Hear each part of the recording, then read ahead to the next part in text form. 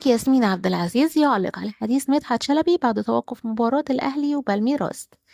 السلام عليكم ورحمة الله، ازيكم عاملين ايه؟ يا رب تكونوا بخير. النهاردة الجمعة 20 يونيو 2025 جيت لكم بخبر من موقع مصراوي.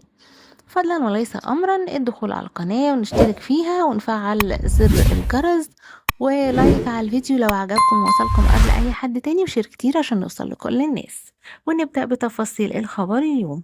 علق الفنان وائل عبد العزيز شقيق الفنانة ياسمين عبد العزيز على حديث المعلق الرياضي مدحت شلبي بعد توقف مباراة الأهلي وبالميراس بسبب العواصف الجوية بالملعب. وكتب عبد العزيز عبر حسابه على فيسبوك عن مدحت شلبي: نتمنى ظهور برق أو رعد. وأحرز فريق بالميراس هدفين ضد الأهلي في الشوط الثاني ليتوقف بعدها المباراة بسبب الظروف الجوية الصعبة، وقبل استئناف الحكم المباراة مرة أخرى. بكده يكون خلص الخبر ده، ولكن ما خلصتش أخبارنا على مدار اليوم وكل يوم. استنوني في خبر جديد، ما تنسوش لايك على الفيديو واشتركوا في القناة وفعلوا زر الجرس عشان يوصلكم إشعار بكل ما هو جديد، وما تنسوش شير كتير للفيديوهات.